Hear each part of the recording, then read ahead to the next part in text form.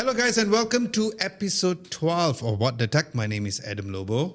And I'm Vernon, back again. And first and foremost, Selamat Hari Raya for all of our Muslim friends and family members.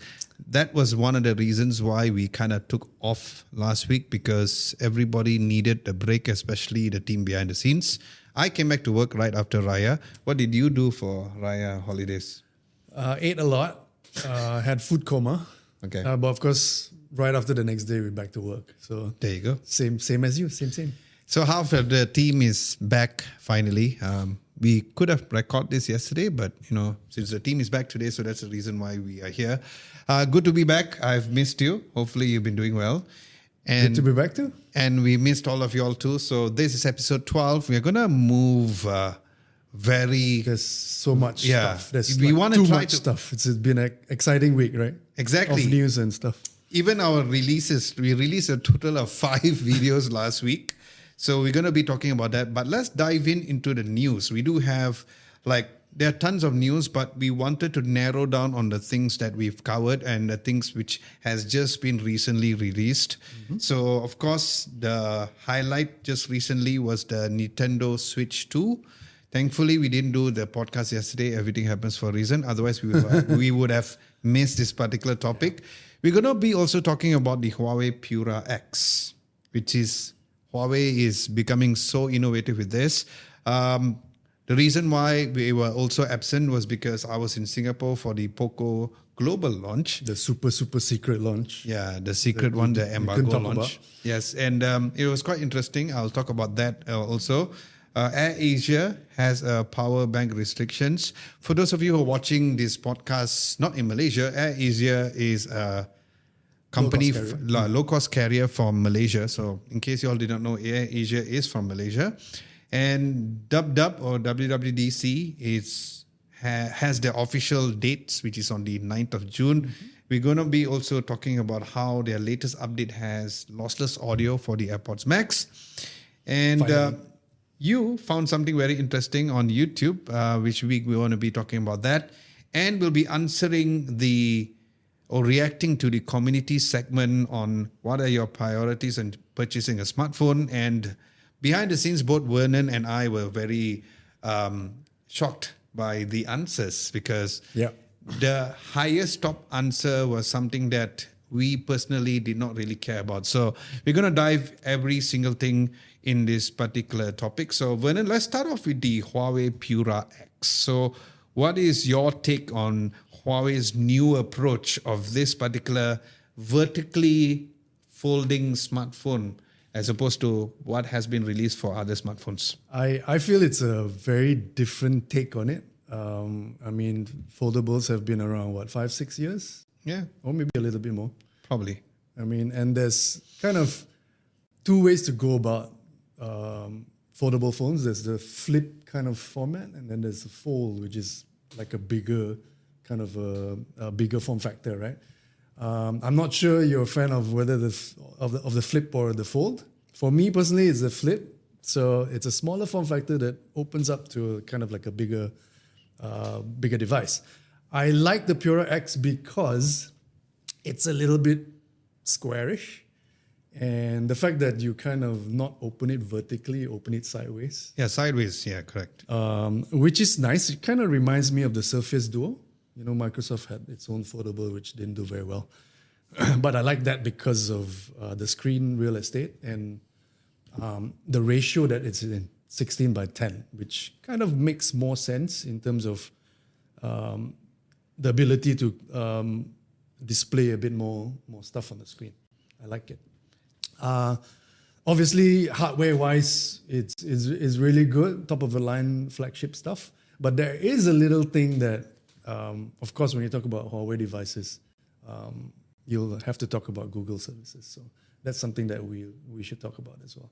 I agree. First and foremost, like I said, the idea of it folding this way or the sideways is quite interesting. Like you can see this picture reference, which Apit is showing. That's actually quite nice.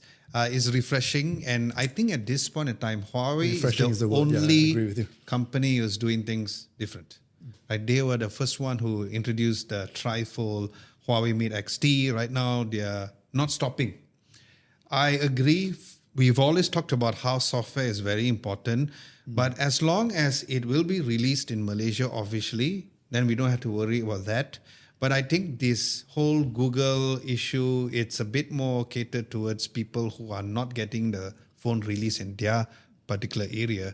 But I think as long as it will be released in Malaysia, it should be fine. It's same like the Huawei Mate XT.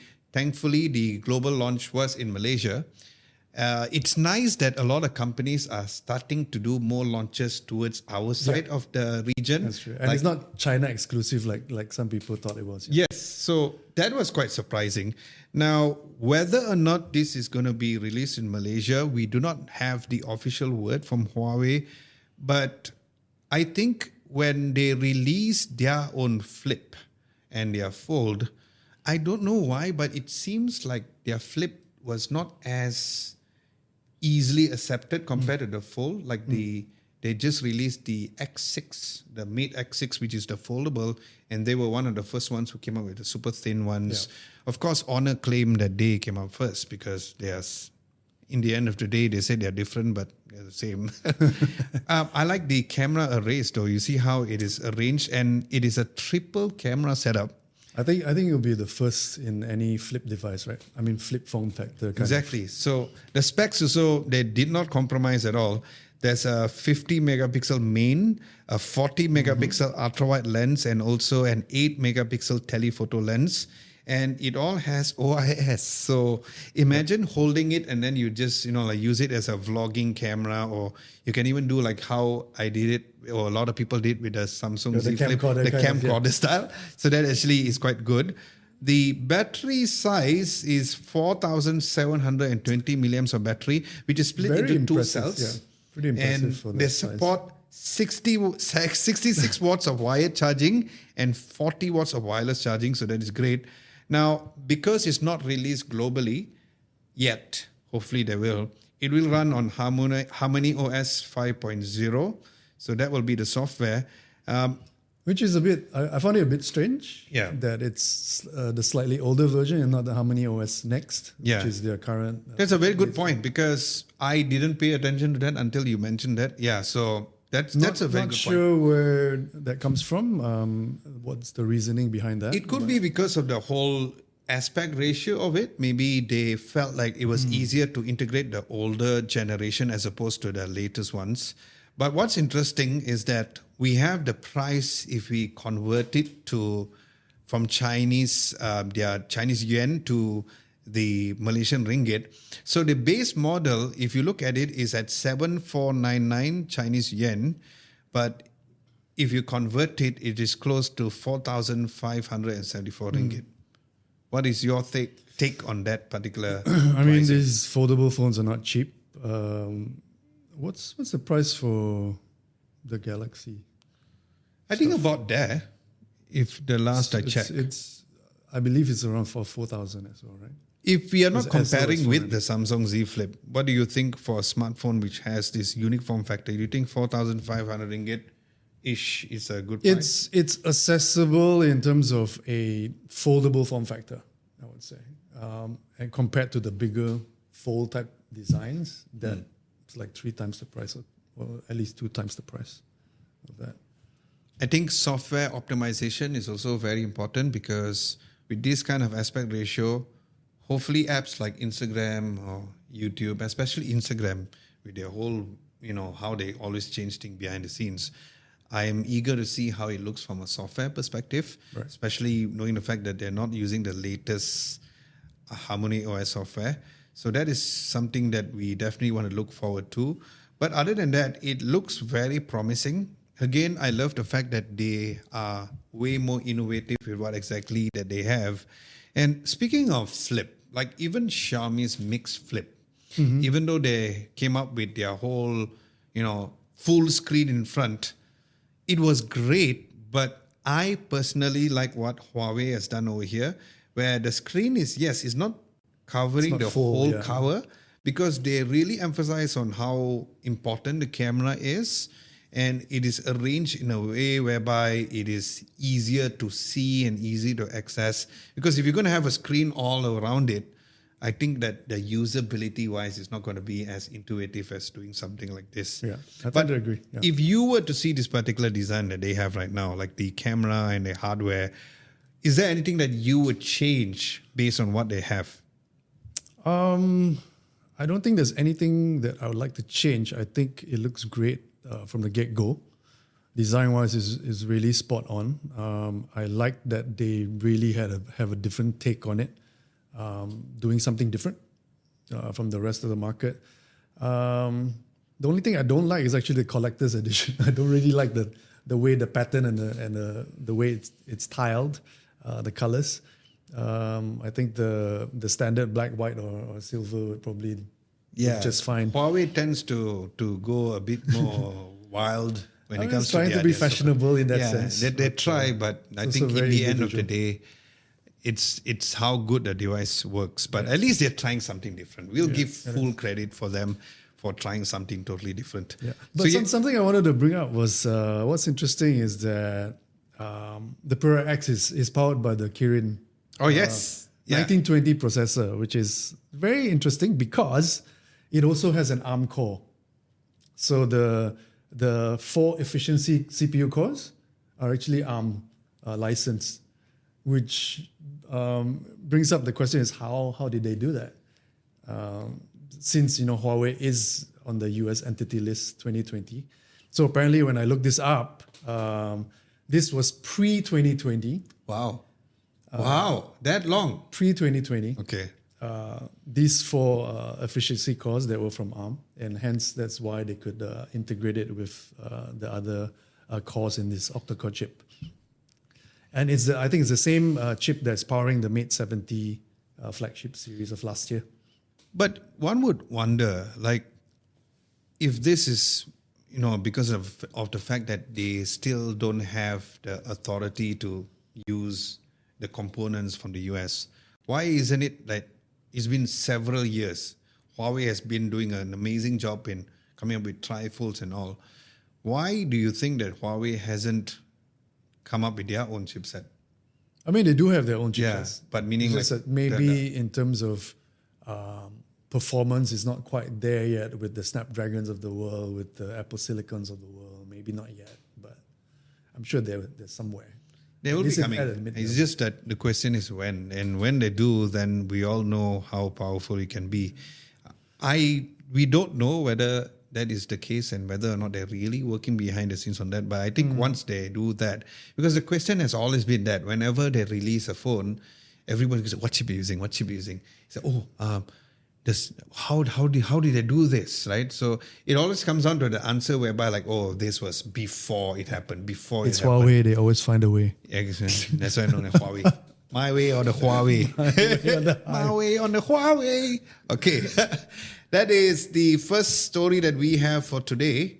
We have tons more, like I mentioned. So I was in Singapore for the POCO F7 series launch. Now, if you have been following our regular YouTube videos, you all know that when it comes to the F series phone from POCO, it is one of the so-called viewers' favorites. And I just say about how, like, Huawei has done their launch in Malaysia. It's nice that the global launch for the POCO is done in Singapore. It's close to us, but I did meet some of the US tech YouTubers like Danny and Board at Work and all. They were there, so it's nice. Because they finally feel what we are feeling, like, going traveling very far away. Yeah. They don't get left out. Exactly. So it is nice that they are there. And I believe like this would be hopefully a very positive thing for other YouTubers to also come to our side of the region, because what I heard is that when Samsung did their Unpacked in Korea, one of the reasons why they went back to doing it in the US is because when they did their Unpacked in Korea, the majority of the media from US did not come to Korea. Oh, why was that? This was, why or when? Yeah, why? Because they said it's far. What do you mean? Yeah, exactly. So, I mean, we're not going to go into who didn't make it, but I mean, I liked the Korea Unpack. I was there, and the integration within the Flip and the Fold when it was released was really nice. So hopefully now that we have more global launches on our side of the region is great. I mean, for me, I would love to fly to the US, and even though it takes hours and hours to get there, Yeah. but I mean, for a change, they could fly to our region instead. As long as there's some sort of a balance, I think that'd be great. I welcome both the US launches and also our region launches, but this was quite interesting because POCO did it in Marina Bay Sands, which is understandable. Right after the launch, we got an interview session with the head of product as well. Quite interesting because something which I will mention in my in-depth review is that because I wondered why was there no POCO F7 like base model, right? There's the Ultra, there's a Pro. Like the Xiaomi 15, there was the base Xiaomi 15, and then there's the Xiaomi 15 Ultra. The Pro was launched, but only in China. But it's funny how POCO came out with the Pro and the Ultra, there's no base. So even for me, creating content, I'm like, so I like the F6, right? For me, I felt like the F6 finally could have beaten the legendary F3. So that was quite interesting. Was that like one of your favorite phones for a long time? Yes. Right? The F3. Yes. It is not only my favorite. It's a lot of people. I mean, a lot of fan favorite. It was a fan people favorite. Call it the sure. king until today. It's like generation 3. Of course, the F1 was the biggest king of all. But yeah, F2 was a bit not so great. It was X2 if I'm not mistaken. But yeah, I was a little surprised that they didn't release a base model. So when we got the device first, they told us that I have the POCO F7. Are you interested? And of course, pass it over. We have. I said, which is the ones that you're passing over? They said passing the Ultra. I'm like, huh? Is that an Ultra? So of course I couldn't mention about it. And yes, they have an Ultra. We are going to be doing an in-depth review on this. But my first impressions, I haven't got my hands on the 7 Pro yet. And based on what I have gathered is that the 7 has a way bigger battery. But other than that, there are some compromises here and there. But I mean, spoiler the flagship is still the Ultra, right? it is. And it's the first time that the F series has an Ultra. They never had an Ultra. It was either the regular or the Pro. Or there's sometimes whereby it's just the regular, right? But there are still two areas which I still, for the life of me, cannot understand, which I have mentioned in my hands-on video and I'll mention in my in-depth review, which I found another thing, which only when I tested the cameras further. Number one is year 2025, but yet they cannot record 4K front camera. Front camera, yeah. I did ask the head of product, the one who is presenting, and he said, the cameras was one of the areas where they were struggling to do their best. So they are always trying to improve. I totally disagree because the cameras were actually really good. I don't understand. I mean, it's very honest of them to admit that. Yeah. I think the whole interview session was nice. I think they, it was they like tend 10, not to do that, right? Yes, I mean, exactly. There were that. 10 people in total in the interview session. But one thing which I also mentioned right after the launch finished, I spoke to other fellow media from Malaysia because there were 40 over of us, which is great again, is that I just felt like I did not like how, every smartphone makers have that tendency of comparing within the Samsungs and the Apples of the world. But there were a few swipes which was given. It felt less classy. Like the way he was mentioning about how, the Samsung S25 Ultra is an Ultra phone, but it comes with this size milliamps of battery, this charging. Okay. But they're forgetting that they're still holding back on the 4K video camera. Unless if you're telling me that specs-wise, you really nailed it in every area, then fine. Sure. But that's not only it. I just found out when I was testing out the video cameras at night, the ultra-wide lens still records in 1080p also. Okay. Fantastic. So how can you call a phone ultra if you still record in 1080p? It should be called not so ultra, right? So, yeah, there's certain areas. But maybe that's why they're admitting, shortcomings in certain way But for some of the cameras. I don't understand why. Because if you said last time it could be the chipset limitation, I understand. But you're using the Snapdragon 8 Elite, the best chipset, or if not the biggest rival for the MediaTek 9400, which is on the Vivo X200 Pro and also the Find X8 Pro. Sure. So I don't understand why. Like, because if you say you can record up to 8K on the main lens, or whatever configuration that you want to look moving forward. But if you still cannot record front 4K, knowing the fact that, everybody's a content creator now, Yeah. and everybody is using the front cameras as much as possible, recording in 1080p in year 2025 just doesn't make sense to me, and it doesn't sound like an ultra phone. I don't understand why, because I tend to agree with you. Yeah. There. But personally, when you record a selfie video, do you use 4K? it's a very good question. I do use. You do? Okay. Umar from Product Nation, he uses 1080p. Okay. Oh, he uses 1080p? He uses 1080p because he told me that because he wants to upload it fast when it comes to his Instagram stories. I cannot take 1080p. Okay. I still feel like the 4K is just nice because It's Instagram, crisper yeah, and it's crisp. I know that Instagram tends to bring the resolution and down. Sometimes it judders and Yeah, there's a but bit of I rough think frames. the idea of using 4K and then you cut the resolution, it still looks okay on 1080p. Apparently, according to Uma and a lot of people who uses Instagram, they say that, if you upload on 1080p though, it will stay at 1080p. I don't trust Instagram. I rather. So he's saying they don't downsample or compress it. Yeah, if you're going to upload, so that's one of the reasons why, like when Apit is doing his short form content or I'm doing it or Lehud is doing it, we always tend to make sure that the output, instead of 4K, we output at 1080p. yeah. I don't know whether it's working, but it helps with the algorithm apparently. So we just decided to do that. But that is also because we shoot in 6K. So if we're going to crop within or just zoom into some particular area, then fine, it gives us a bit more leeway or leg room to play around with. But yeah, for me, that is my only complaint because I believe that this F series especially is also catered for people who like photography. And I've done like extreme comparison videos with the POCO F6, the F3, especially when it comes to cameras. And yeah, that's the only area which I felt like it was not ultra. But of course, that is a in-depth review video that we'll be releasing really soon. So stay tuned But for I mean, that. in general, the cameras are pretty good. Yeah, right? it is. As a flagship challenger kind of. It is. So, I mean, if it's not the cameras, now, of course, they can flex on the fact that the flagship chipset is so good. That was great. But I understand that there's no such thing as a perfect phone. But I believe that could have been done in order for you to call the Ultra. Otherwise, just call it a Pro, right? Those Maybe two they're areas. just riding on the trend of, phone makers naming their products with an Ultra for Could a be. flagship.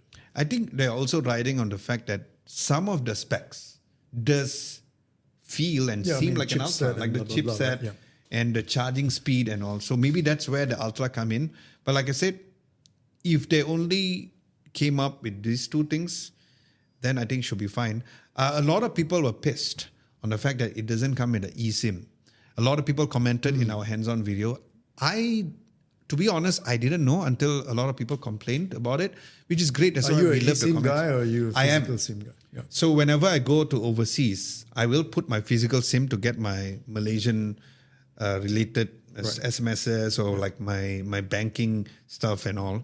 So when you're But there, you when subscribe I'm to there, an I will eSIM just plan. I will get Data plan. this data plan which is eSIM related. Right. I didn't realize it until people pointed it out, and the screen is also not LTPO, which for me I understand because of the price factor, but It also is very affordable. it is very affordable. It's So like I crazy said, for how the screen wise, I can it's understand. crazy how affordable it is. I can understand from a screen perspective because that is a physical thing, but I still cannot understand the recording resolution. So if y'all have some crazy insights, let us know in the comment section below. Little bit Because of that, give and for the take. life of me, I just cannot understand that part. Okay, speaking of flying overseas, the next news is based on AirAsia's next or new power bank restrictions. So tell us your insights about that. I mean, it first happened with, I think, Air Busan. Oh, really? Where an incident on flight yeah. happened, which is why I remember they the incident. Yeah. decided to ban, prohibit the use of power banks during the flight in the cabin. But I mean, having a power bank and carrying in the cabin is not something new.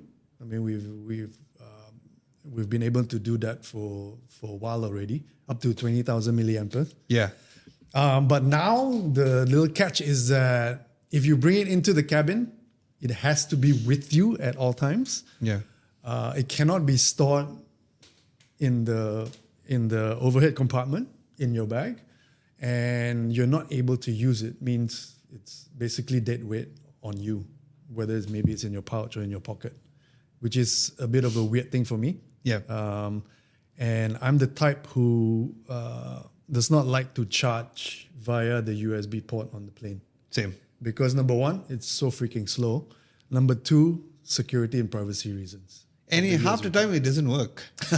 Yeah. You'll be like, what's wrong? Is my cable something wrong? When it works. So, yeah.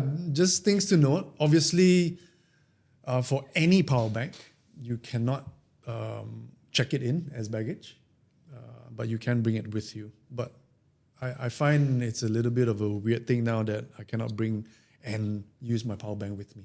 Yeah. But of course, AirAsia isn't the only airline. There are a lot of other airlines that have started to enforce this rule.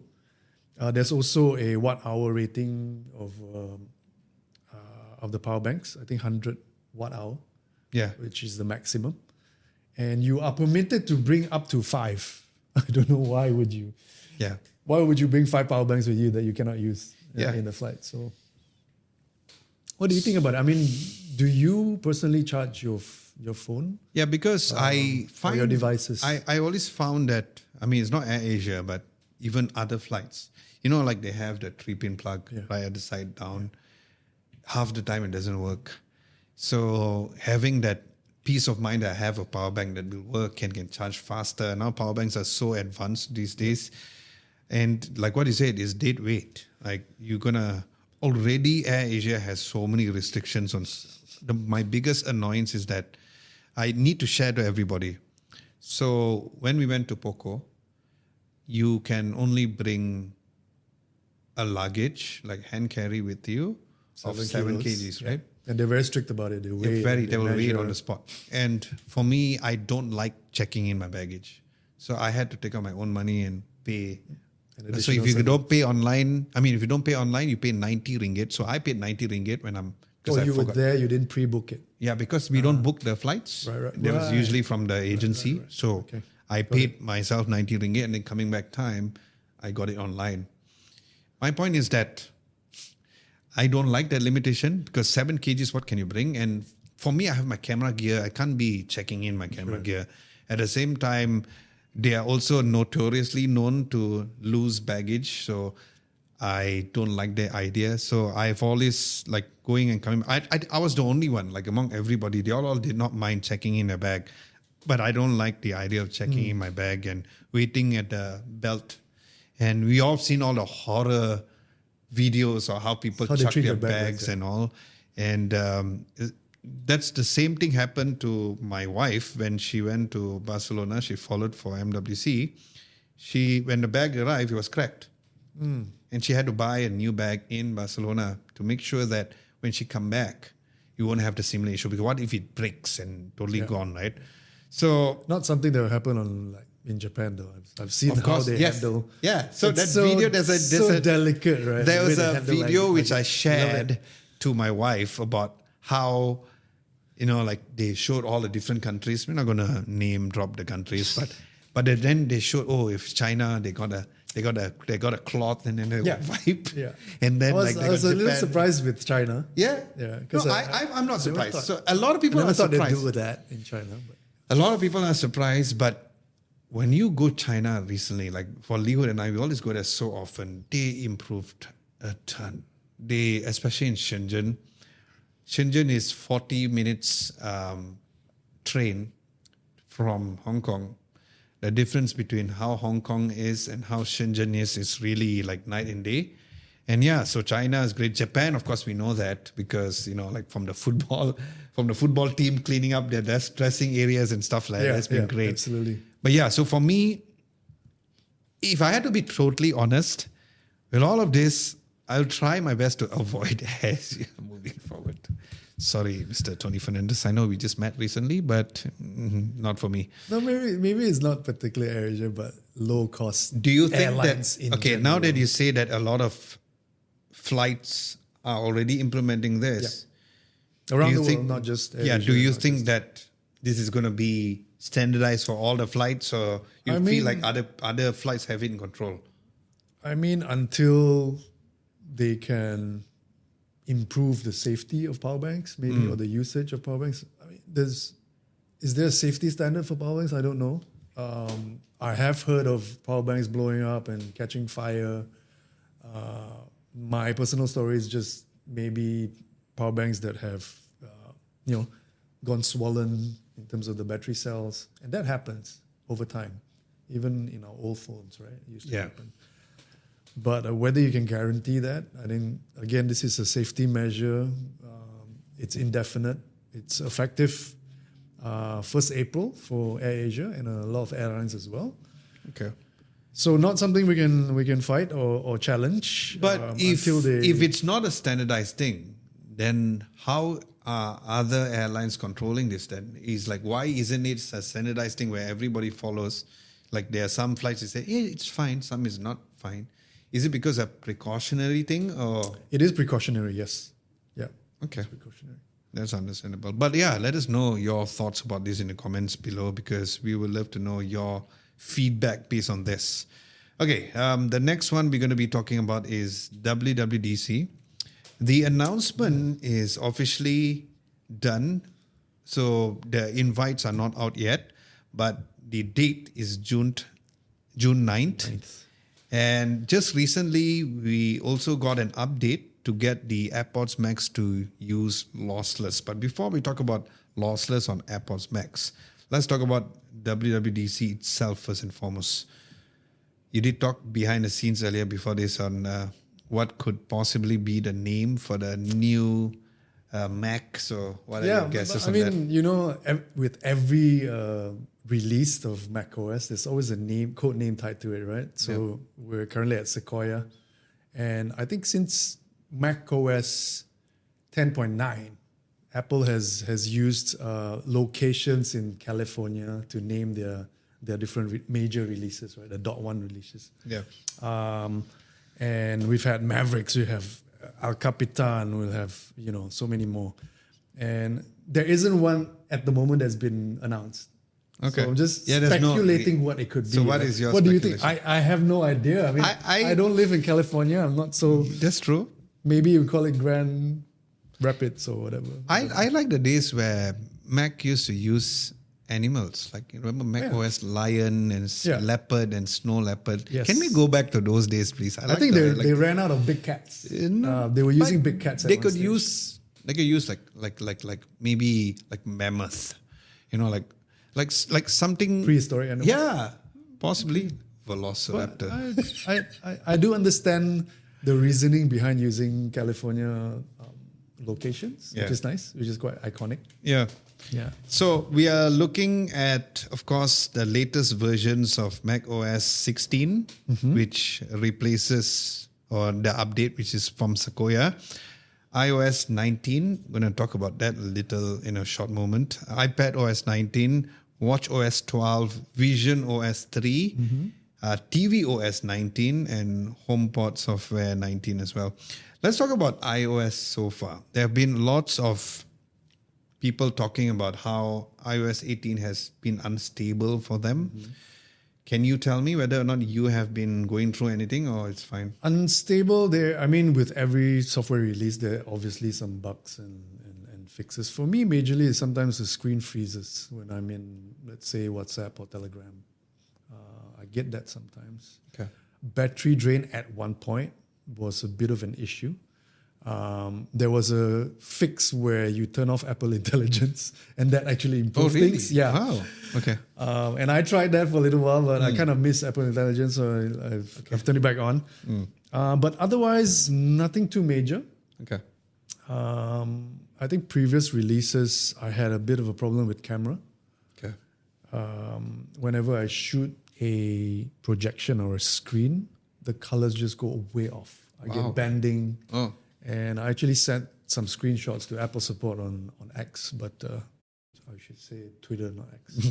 Okay. But I didn't get any reply for that, and Okay. there was no fix. Okay. But it seems to have sorted itself out, maybe through minor bug releases, fixes and stuff like that. Okay. For me, iOS 18 has been okay so far.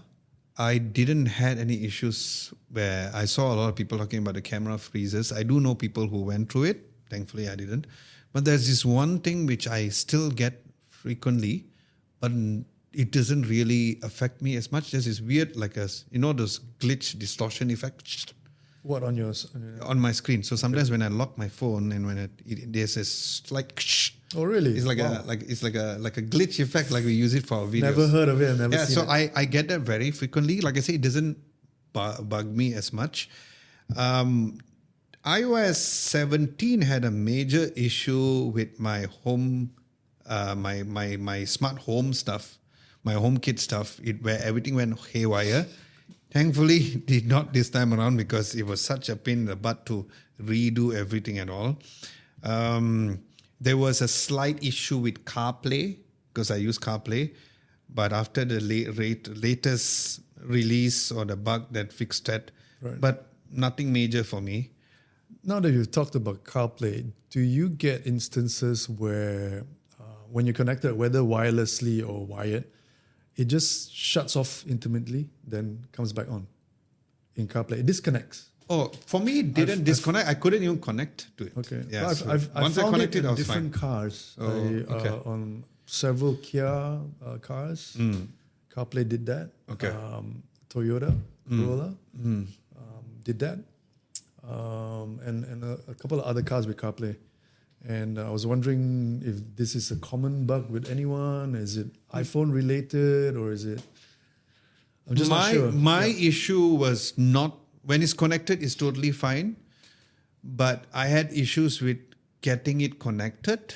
Okay. And this also started to happen because my Wired wife drives or my car wireless? wireless. Okay. Wired is okay.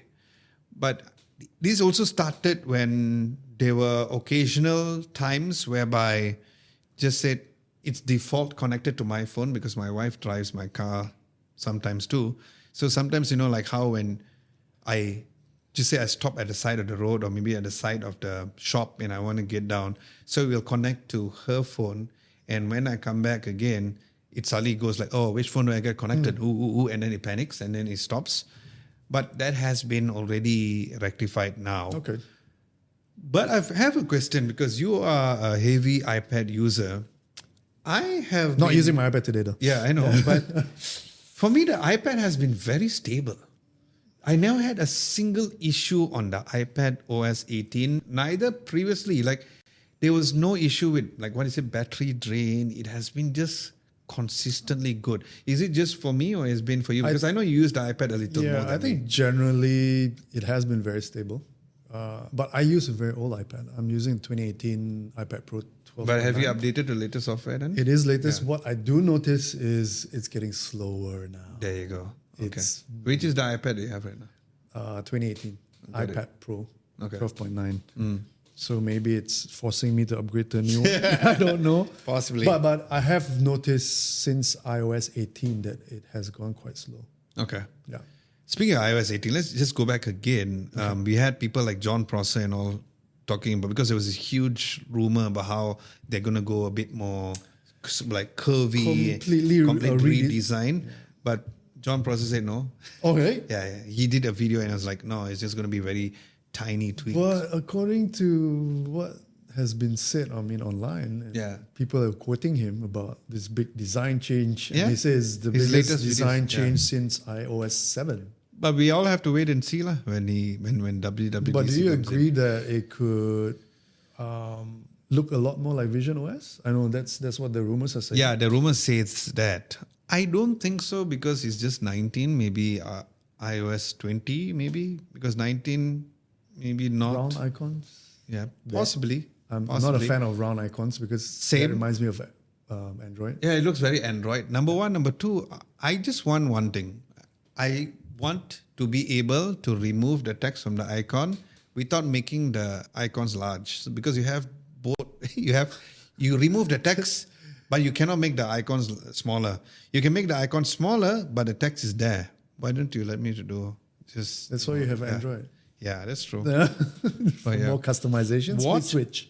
Watch OS has been fine also. You use the Apple Watch, so do I. Not anymore. Oh, you don't? What is that? Because my Apple Watch crapped out. Oh, so really? I decided to try this Amazfit Oh, nice. Trax 3, which is actually really good. Okay, lah. Vernon is going to do a review here. But you know what? I have a question based on the TV OS. Because like when's the last time they had a major overhaul on the TV OS? I use the Apple TV at home a lot. Like that's my main thing, even though I'm using. Major overhaul, not recently. Yeah. I believe that, with the rising of all their shows like Severance and Which I love, it's amazing. And my point is that maybe they should, hopefully, TV OS 19 would do something nicer, I don't know, perhaps. How would you change TV OS? If you say that Vision OS, I like how Vision OS looks like. So if they could streamline to But, I make mean- TV OS the same as I mean, Vision OS. here's the thing, right? What they're saying is about streamlining all the different OSs, making it a little bit more consistent Yeah. overall Yeah. user experience. But the thing is, every screen is different. Okay. How you interact with TV Yeah. and your mobile phone and your laptop and your iPad is all different. Yeah. Imagine CarPlay looking exactly the same as macOS or true. macOS looking exactly the same as iPadOS or tvOS. It doesn't make sense in that sense. Good point. But maybe they can surprise us. I don't know. Yeah. Maybe it's just an icon I change. just want a different look to it. You get what I mean? Because I've been looking at the same icons, the same arrangements for the longest time. I just feel like there's not enough love for TV OS, neither. And I mean, this is the same for even the HomePod, because it's such a good device, but possibly not the best when it comes to how the software looks. So hopefully, imagine how the whole entire HomeKit, maybe there's a new look to it. It would be nice. At least you look at it, it feels new. But don't get me wrong. I think the Vision OS UI and UX is amazing. Yeah. It's amazing. Yeah, it's it looks very so good. slick. The animation is so slick and nice, right? It looks like a brand new icon pack, which you can do it on an Android device, of course. But yeah. Let's talk about lossless audio on the AirPods Max. It's a bit misleading. I feel the information about lossless audio for AirPods Max. In what way? This release really is tied to the USB-C version. That's not correct. so much the Lightning port version. That's correct. So some people are getting a little bit confused. And What? getting pissed. I didn't have Yeah, a lot of lossless people audio is like, with mine. yeah. But that's not true. It's just that this update is specifically for the USB-C version, which is the new version of the AirPods Max. Much welcome, finally, to have lossless audio. Wireless, by the way, so low latency and all that is for the wireless version. When you're plugged in, it's lossless. It's low latency anyway. Yeah. Of course, there's a huge argument about whether or not you can hear the difference between. Some people can. Yeah. I'm sure you do. Yeah. You've got very sensitive ears. Yes, I do. Being a musician and singer and all that.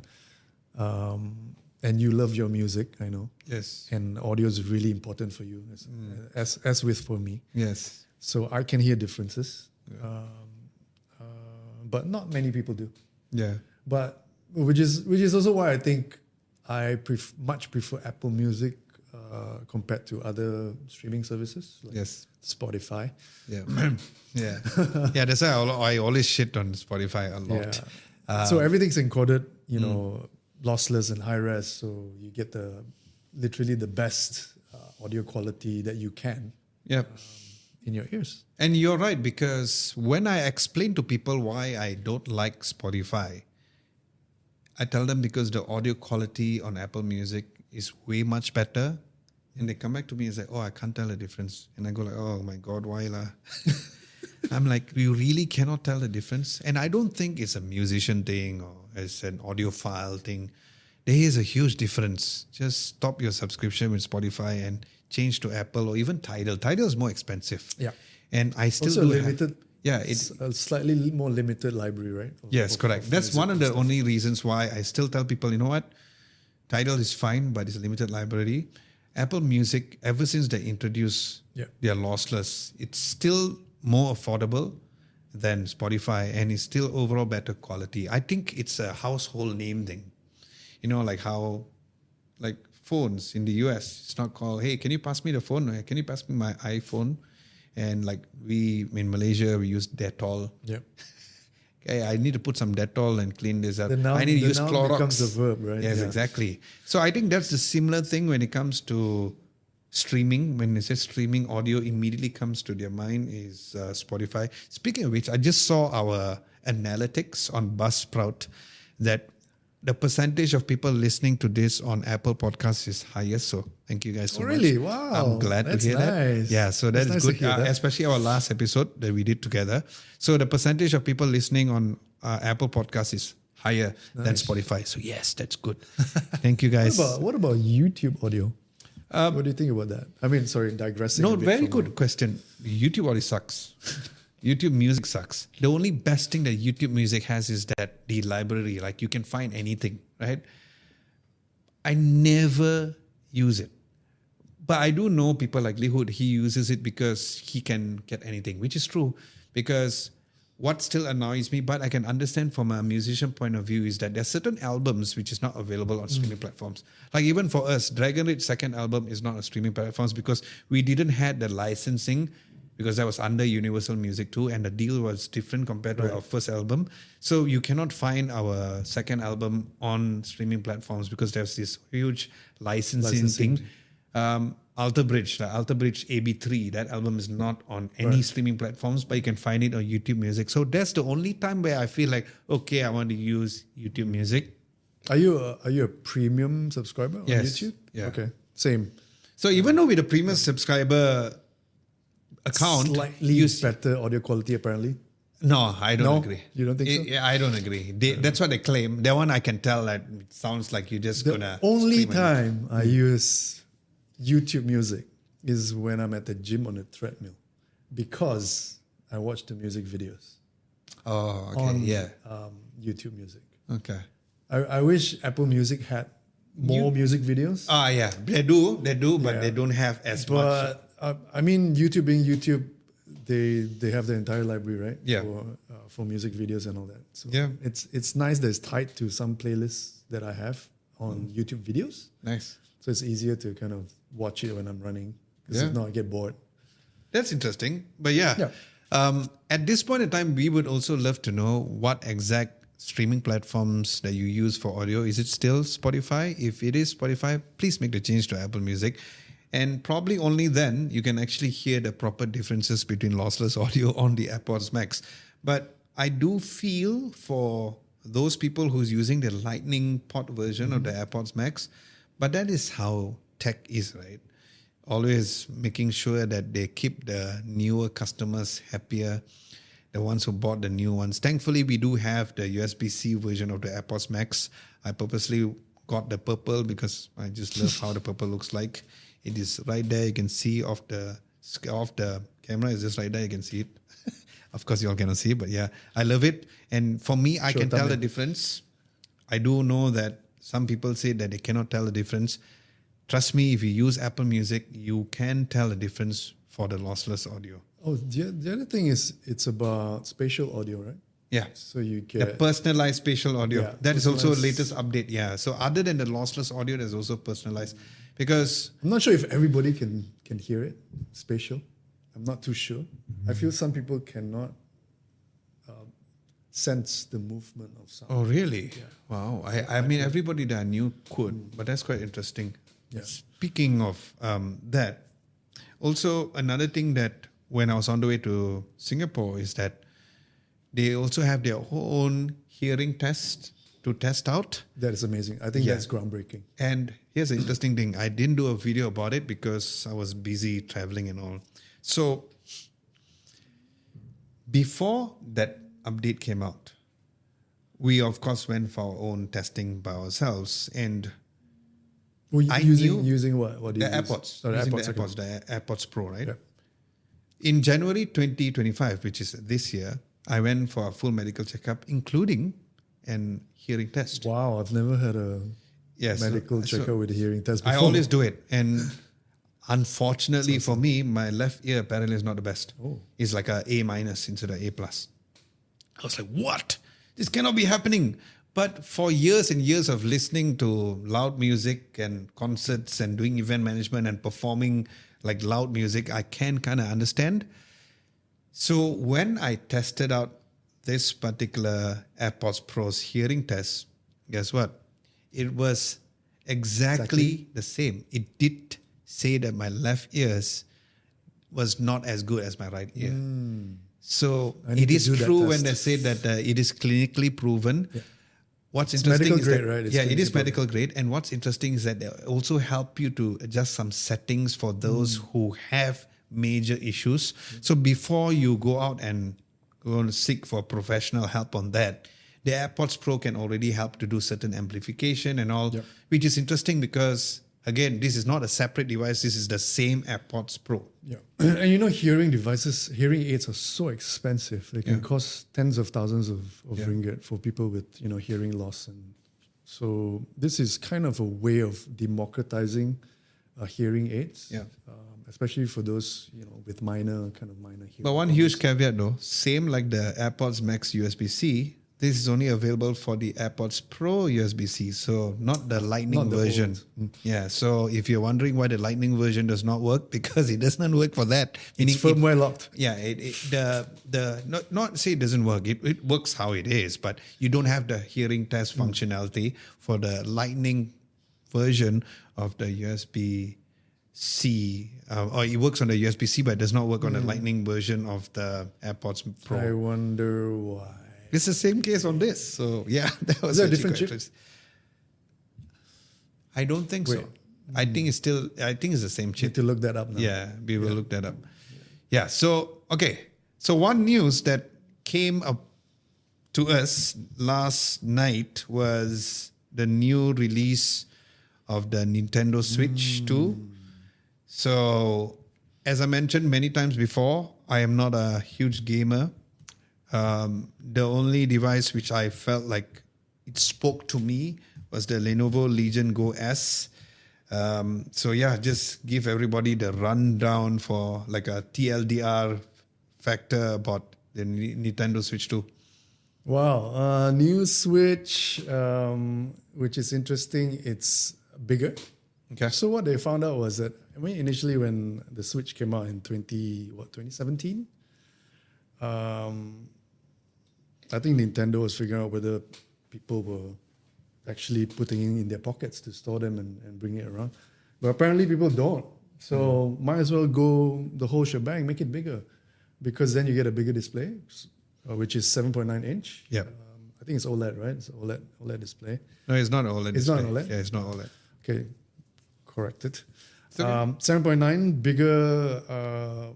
bigger display, and which with VRR, variable refresh rate, Yeah. 120 hertz.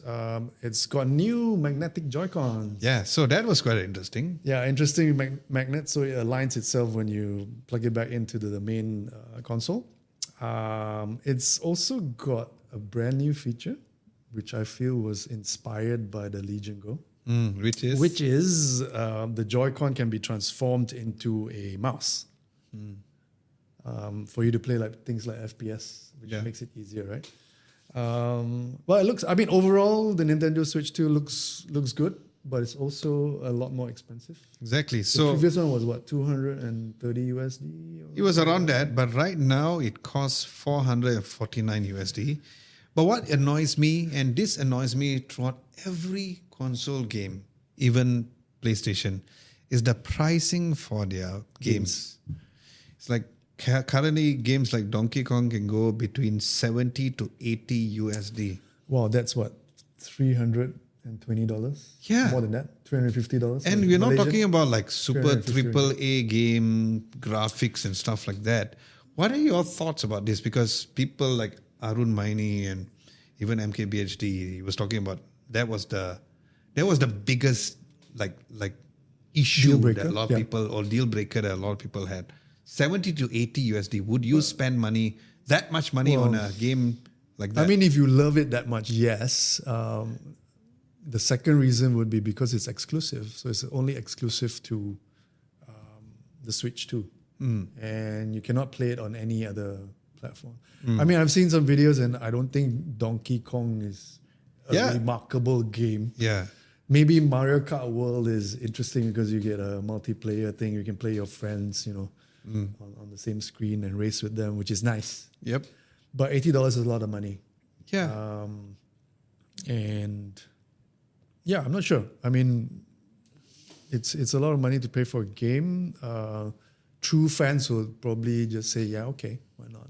But I feel that Nintendo is overpricing it. Yeah, I think Maybe it costs a lot to make the console itself, and they're trying to make back some bucks, or they're just trying to increase their margins. not only that the console costs more, but they don't even give any free games. Like, so at least PlayStation had the Astro's Playroom, which really, the reason why they shipped together with that particular game is because it is the best way to really feel how the game controller is. When you walk on a glass surface, you can feel that sort of thing. And so knowing the fact that it costs that much and the price for the game is also going so much higher, I don't think it's going to be selling like how the Nintendo Switch did, or even the OLED for that matter. Not too sure about that. But I mean, other things that worth mentioning is more storage. Because previously there was only like 32 gigabytes and you upgrade with a SD card or whatever. But now it starts from 256 gigs. Okay, that's a good argument. Yeah. Because that's one of my biggest struggles on the PS5.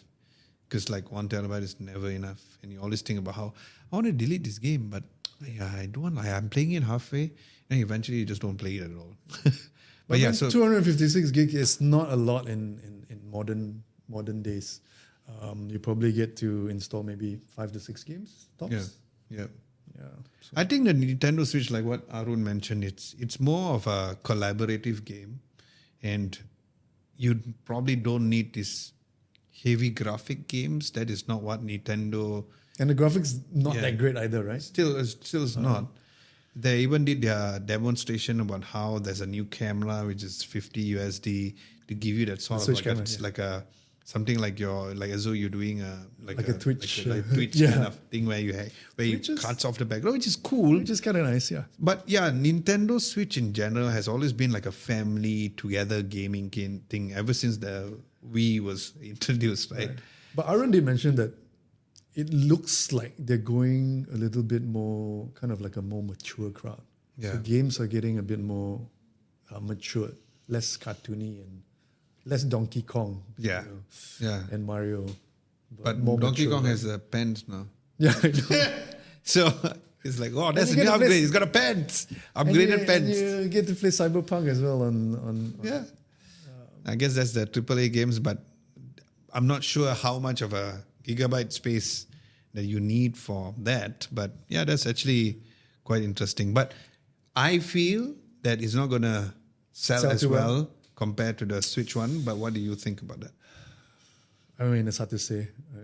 I don't understand the mind of the consumer. Okay. And people who, buys portable games. That's true. Game consoles. That's very But right. one thing that Aaron did bring up during his video, watching his video, was that you need to pay for the tutorial, Yeah.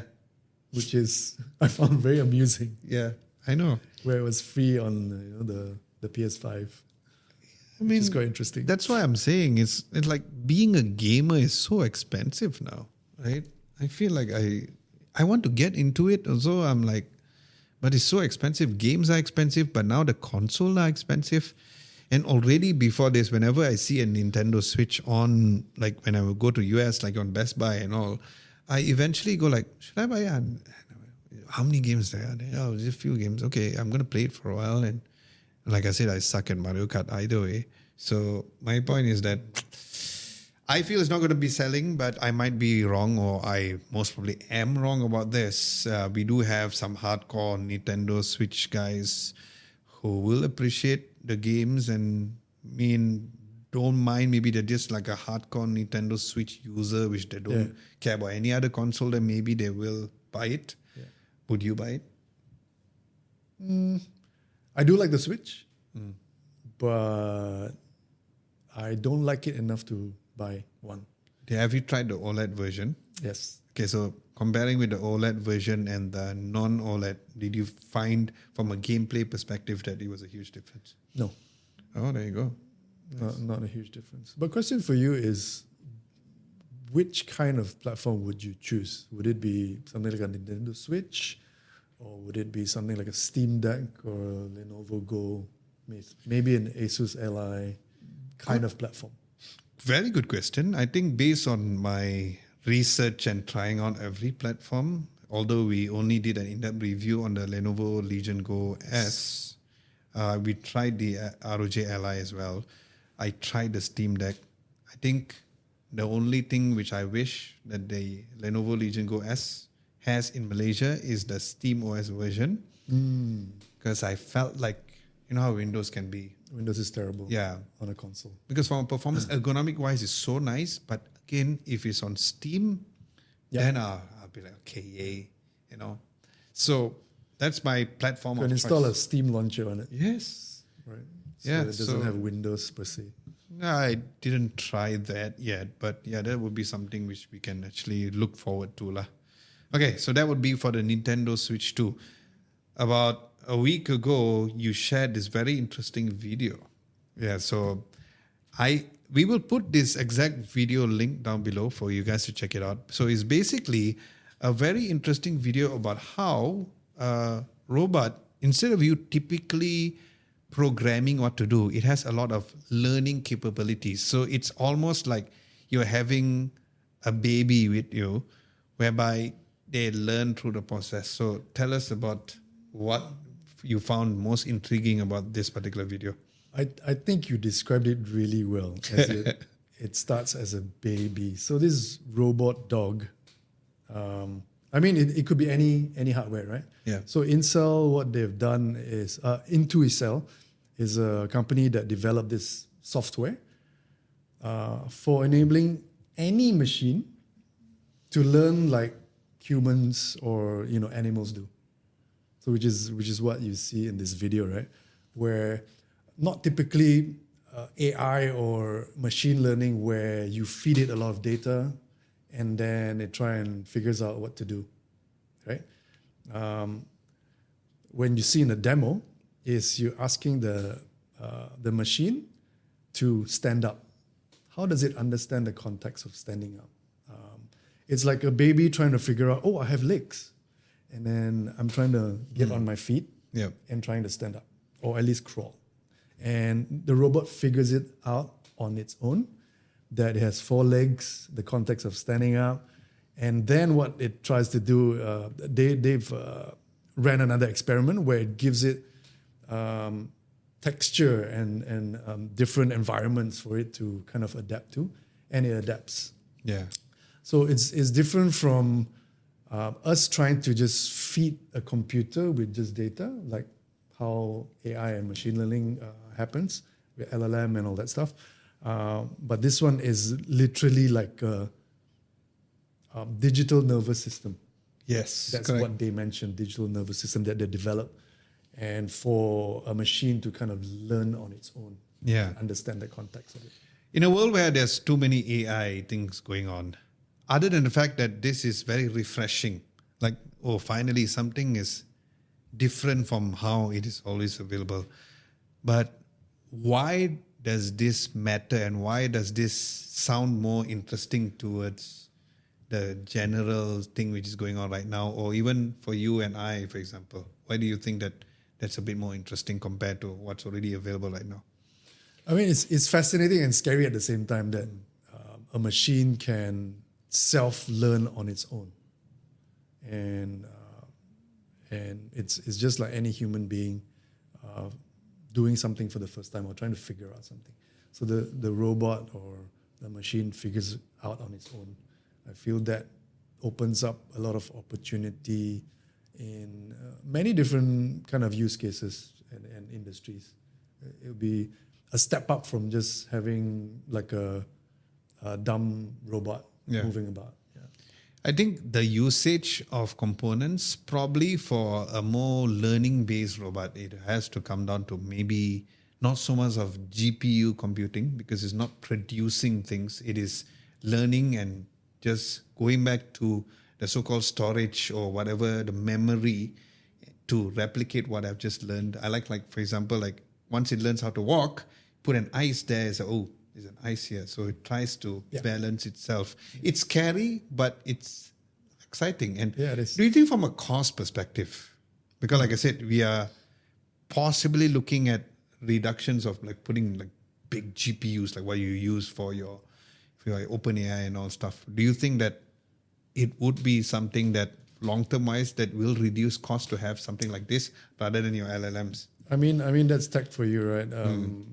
There's always advancement in manufacturing processes, in volume, miniaturization of chips, as you know, whether it's NVIDIA or whoever else.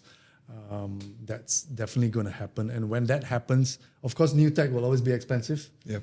But as time goes on and things improve and you get scale and mass, things are going to get cheaper. So it's true. Things will be democratized in some way in the future. So we'll put a video link down below for you guys to check it out, whether or not you're listening or watching this video. But it's a very interesting video. You should check it out.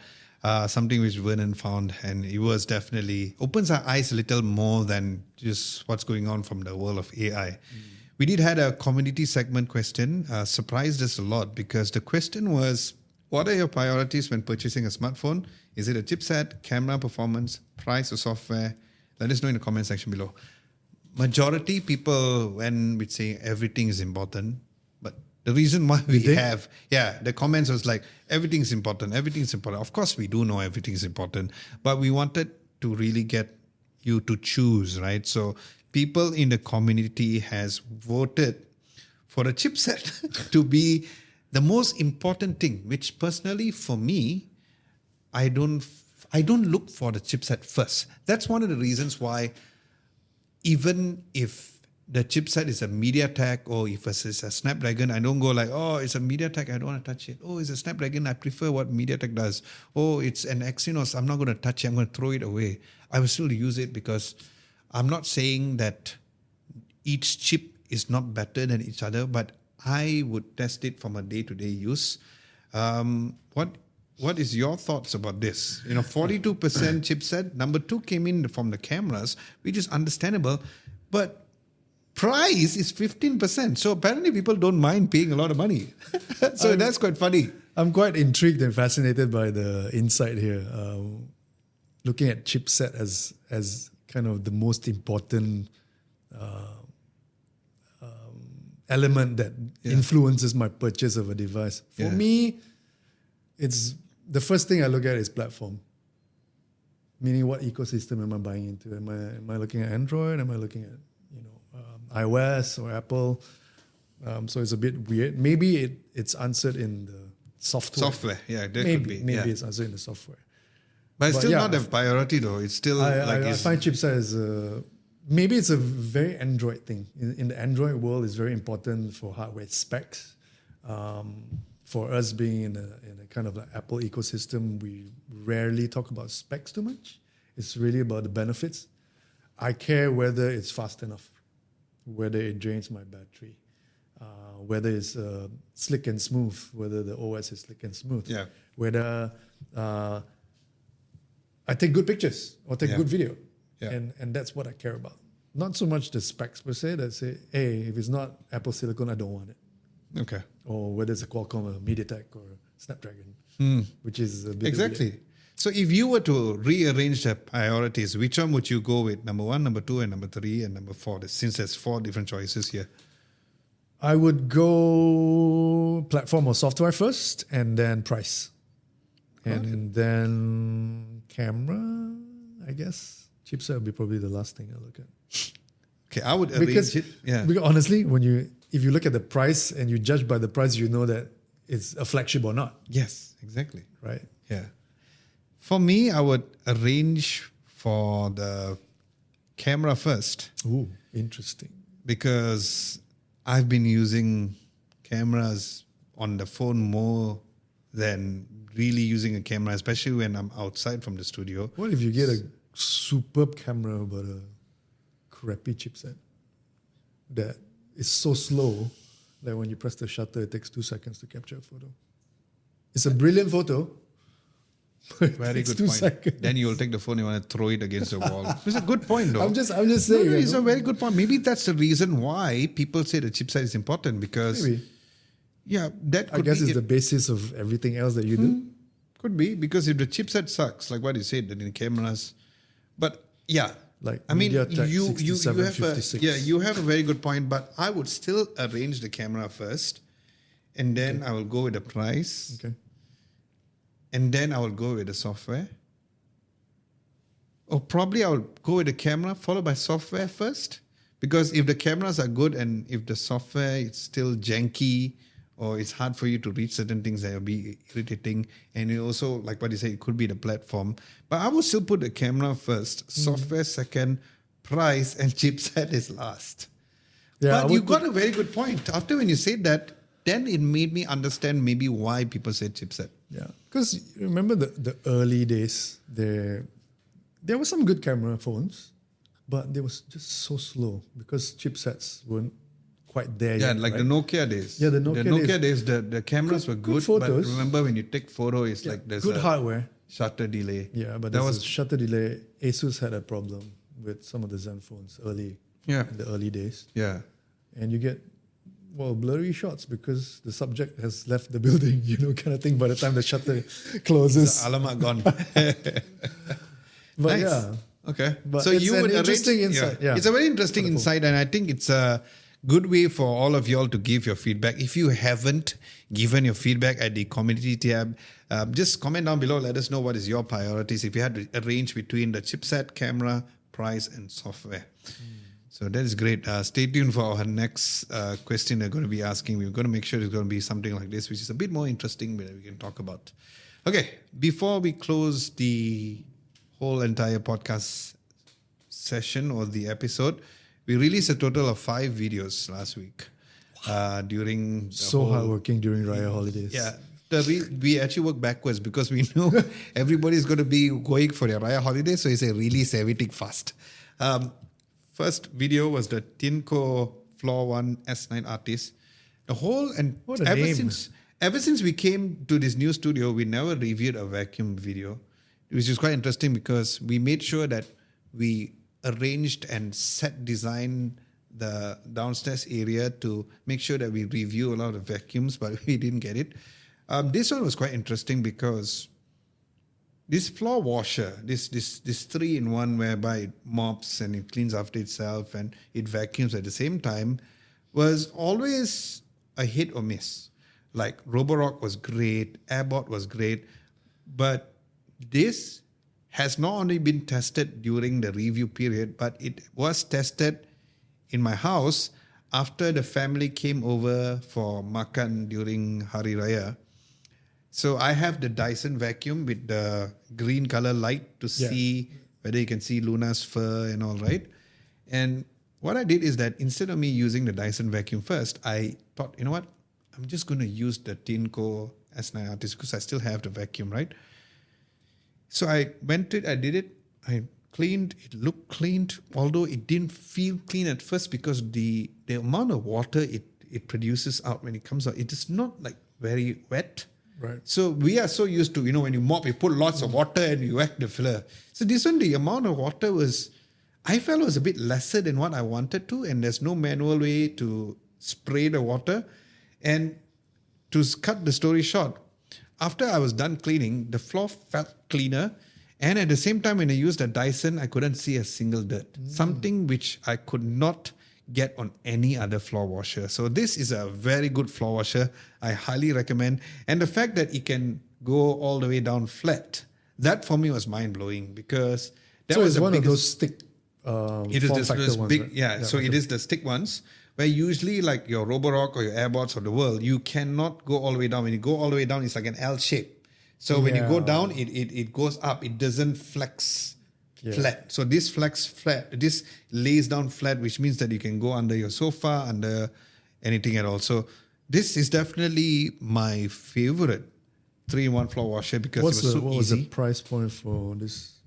Is it Tineco? Yeah, no, it's pronounced as Tinco. Tinco. So it's a silent E. Silent E. So yeah, let me just go and get the exact price. I think we'll put it down below. But yeah, it is definitely a very good 3-in-1. Is this like a China brand or is it local? Tinco. Tinco, I think it's not local. Yeah. That's interesting. It's interesting you asked me the question because I didn't even cover where is it from. I just think that it's actually a very... I mean, there is kind of like a widespread brands of China brands there in the market. Yeah, let me just go Super online and just affordable find out. compared So to, let's say, Dyson, right? Tinco is China. China, right? So that's interesting. But yeah, it was we review a lot of these vacuums and it's been a long time. This is really good. We also released F7 Ultra's hands-on. We talked about that earlier about how I felt like he was losing that so-called 4K front camera. I just finished using the phone. I'm finishing off the script and then we'll release a in-depth review hopefully next week. We also release our in-depth review of the Lenovo Legion Go S. Nice. Everything that you need to know about that. It's a very good handheld. It's the first ever handheld which makes me feel like I want to game on it more. We also reviewed the ASUS VivoBook 14, a very good AI-based. I like how the fact that it's not only from Microsoft Copilot, but ASUS has their own AI, which was great. So if you haven't seen that video, be sure to check out that video if you guys haven't done so. And then I switched from the S25 Ultra using the base S25. I was very surprised because it to me was very refreshing because it seemed like how when you use a regular iPhone going to the iPhone mini. So the switch was interesting. And a lot of people apparently commented and said that they did the same switch too. Right. But I did it for the sake of really like moving and trying it out. Of course, I prefer the S25 Ultra. I did say that, the bigger screen is better. But I do know some people comment in the comments to say that, yeah, that's exactly what I did. Would you do something like that? Would you try a smaller phone? Yeah. Because in the end of the day, like what I said at the end of the video, it's all about using the things that really matters. Yeah, it's true. I agree with that. Using the thing that really matters. I mean, features that really matter. And sometimes you just want a smaller phone because an Ultra can be quite unwieldy. It's really quite big, right? Yeah. And some people just like small phones. There you go. Smaller phones. Yeah. So that was last week's videos. We are in the midst of doing our POCO F7 Ultra in-depth review. Took tons of videos and pictures, not only in Singapore, but here in Malaysia as well. And Samsung A56 review. Spoiler alert, it is really a good phone.